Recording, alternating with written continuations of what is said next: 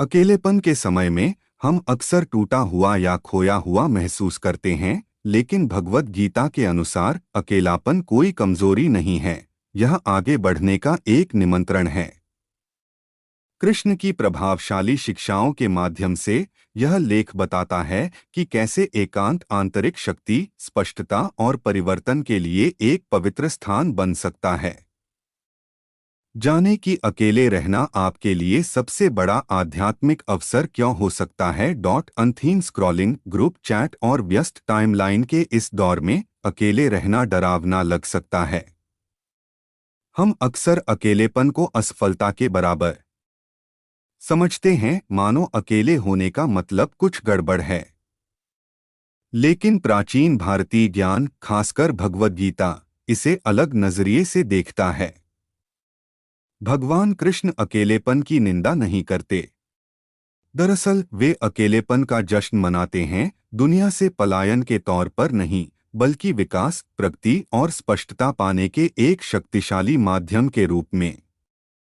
एक अकेलापन शून्यता नहीं, स्पष्टता है। गीता के अध्याय 6 में कृष्ण एक सच्चे योगी के गुणों का वर्णन करते हैं, जो ज्ञान और बुद्धि से संतुष्ट है, जो दृढ़ है, जिसका इंद्रियों पर नियंत्रण है, जो एकांत में रहता है और इच्छाओं से मुक्त है। ऐसे योगी को ईश्वर से मिलन प्राप्त हुआ कहा जाता है। यहाँ कृष्ण एकांत का महिमामंडन नहीं कर रहे हैं, बल्कि आत्मनिर्भरता को प्रोत्साहित कर रहे हैं। जब आप एकांत में होते हैं तो विकर्षण दूर हो जाते हैं। आप अपने विचारों को सुन सकते हैं, अपनी भावनाओं का अवलोकन कर सकते हैं और अंततः स्वयं से मिल सकते हैं, जिससे अधिकांश लोग जीवन भर बचते हैं। 2 दुनिया एकांत से डरती है, बुद्धिमान उसे खोजते हैं। कृष्ण बताते हैं कि आध्यात्मिक साधक और बुद्धिमान व्यक्ति अक्सर पलायन के लिए नहीं, बल्कि स्वयं को मजबूत बनाने के लिए पीछे हटते हैं। एकांत उनकी आत्मखोज की प्रयोगशाला है। एकांत एक आध्यात्मिक दर्पण बन जाता है, जो दर्शाता है कि क्या वास्तव में महत्वपूर्ण है और क्या नहीं। स्वयं स्वयं का मित्र है और स्वयं स्वयं का शत्रु भी है। यह पंक्ति हमें शक्तिशाली रूप से याद दिलाती है, अकेले होने पर आप अपने वास्तविक स्वरूप से मिलते हैं, एकमात्र मित्र या शत्रु जो मायने रखता है। विकास तब शुरू होता है जब आप दूसरों विकास के लिए मौन की आवश्यकता है। हर बड़े परिवर्तन के बारे में सोचो, इल्ली से तितली तक, बीज से पेड़ तक, कच्चे से प्रबुद्ध तक, ये सभी मौन में घटित होते हैं।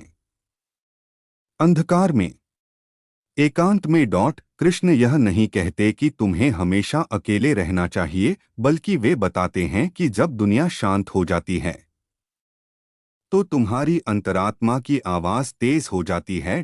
जो लोग सदैव दृढ़ रहते हैं और प्रेम से मेरी आराधना करते हैं, मैं उन्हें वह समझ देता हूँ जिसके द्वारा वे मेरे पास आ सकते हैं।